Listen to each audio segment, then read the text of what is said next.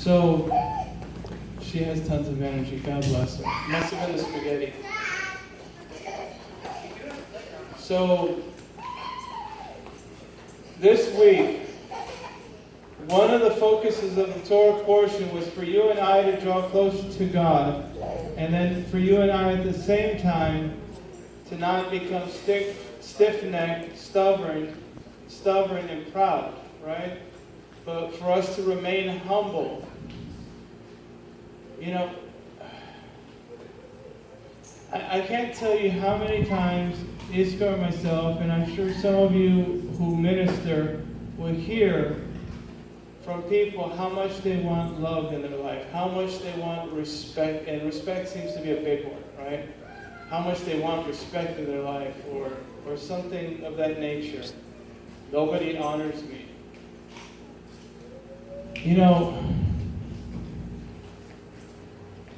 only the seeds that you plant in your garden are going to grow. Does that make sense?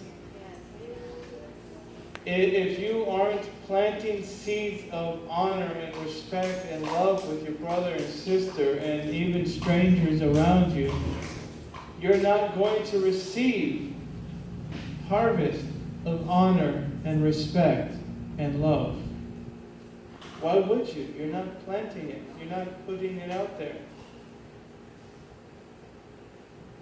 You know, ministry, being involved in the kingdom of God is a personal thing.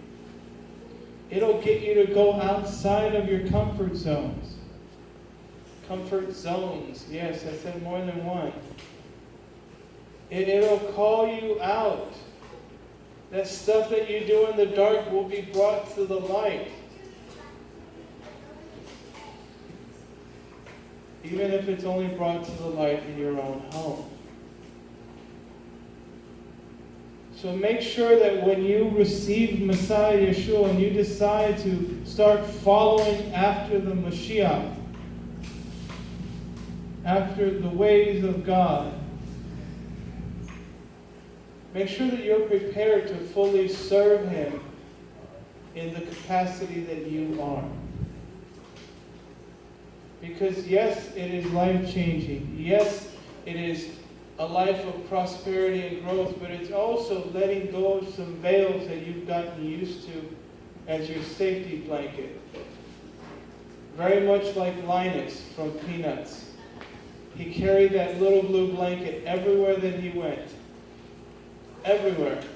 He even was able to do all kinds of stuff with it. But it was nonetheless his security. When he was uncertain, he would hide behind it.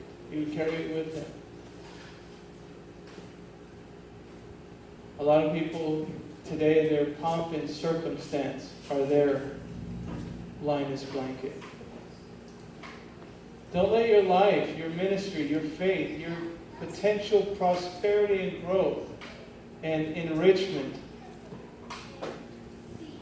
be hindered because you choose to carry around your blanket, your veil. Well, I'm not going to because, okay, so don't. But then again, don't expect growth or prosperity in that area. You know, it's the easiest thing to understand, but sometimes it's the hardest thing to put into practice. Is being willing to let God into all the areas of your life. To fully let down your veils. In that Christian song, with arms wide open.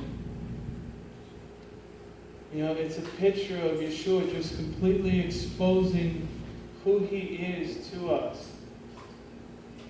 And we're supposed to be like that picture. Completely exposing who we are to God. That He may enter every facet of our life. In Titus chapter 2, Paul puts it this way. For the grace of Elohim has appeared, bringing salvation to all men. It therefore instructs us to let go of our safety blankets, our veils, our ungodliness, our worldly pursuits. And to live sensible. What is sensible? Huh? Principle of knowledge. Principle of knowledge, yes. I mean, what is it? Little by little, right?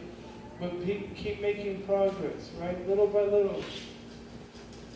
You know, sometimes we'll make a little progress, little by little, but then we'll say, I don't know if I want to keep going because it's getting a little, you know, if I start obeying in this area, that means I have to kind of give up doing this or behaving that way. And maybe I don't want to do that. So, to live sensible, upright, and godly lives, holy lives. And Brother and I were just having a discussion about 5 minutes ago. He says, well, you know, I cannot minister for God because every single guy in the Bible had their becauses, but they served God anyway. Every single one of us here, and those of you who will watch this, have our becauses. Why we shouldn't, why we couldn't serve God, why we can't walk fully with God. Why we carry around our Linus blanket.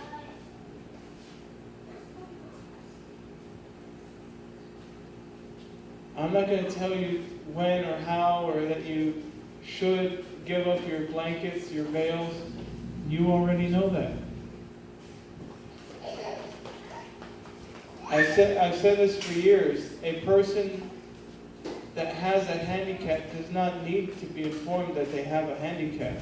They're well aware of it. They're well aware of their issue. They have to decide when they want to get healed, when they want to make a change in their life. My brothers and I, we grew up for years with this friend of ours. And I'll call him V for the sake of not saying his full name. Well, V, for years and years and years, when he was a young guy, he got shot. And that was a common occurrence for us when we grew up, was people, that's what happened. They got shot, things happen to people. And so, the people told him, look, you can walk again, but you have to do the work. You have to decide every day to get up out of that and try and move and try and work. And it's going to be hard. It's going to be excruciating. And for years, he was just okay rolling everywhere, right? He could get to the store and back quicker than any of us could run. And, you know, and he would prove it every single time.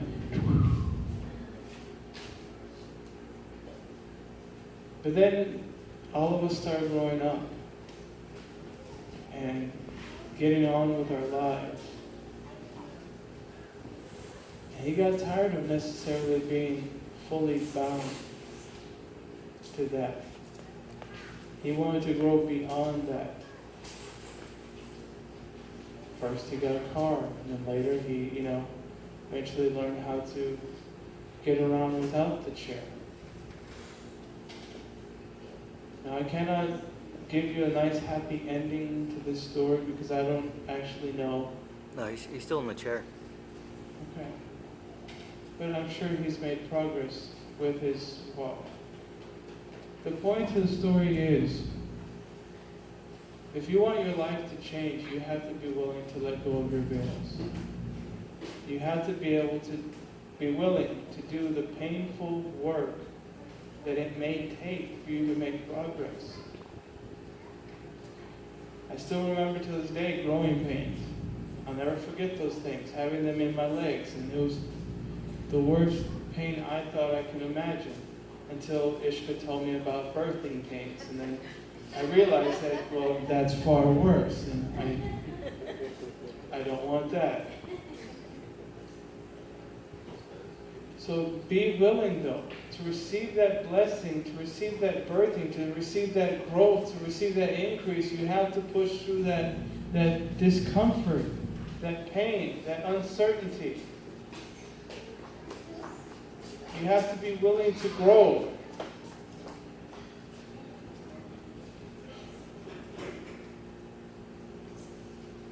In Acts 24, as Paul expounded on righteousness, as he taught on righteousness and self-control and the coming judgment,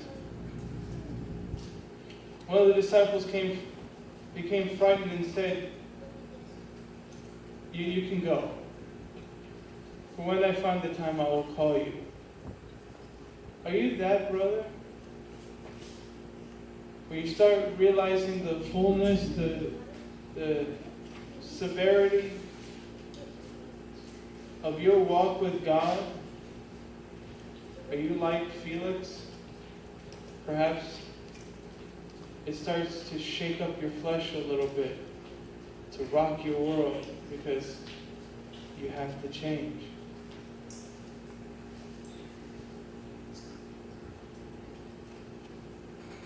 From the sound of the story, Felix didn't want to let go of his worldly life. He enjoyed it.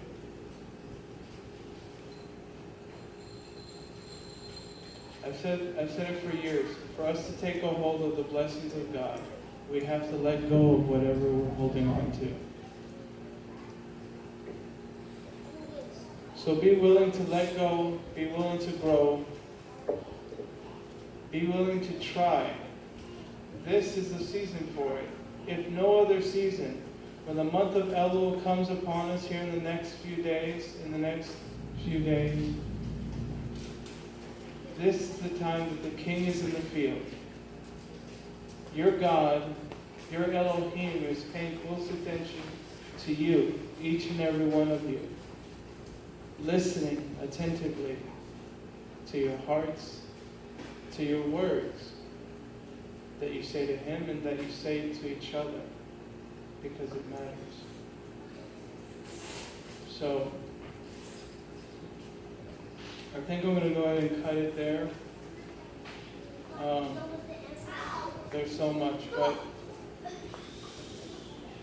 in Deuteronomy 8 and 3, and this is, Yeshua quoted this when he was faced with the adversary, and I've said this in the other two services this weekend, but I feel it's just appropriate to keep driving this home for you and for myself. In Deuteronomy 8:3, man does not live by bread alone, but by the every utterance of the mouth of God. Because every aleph and every bet is filled with meaning and enrichment for our lives. So God bless you this week, and God bless you every day of this week. And I look forward to hearing, seeing, and rejoicing in your progress, in your growth, and in His abundant provision. God bless you, and I love all of you who are here, and some of you there.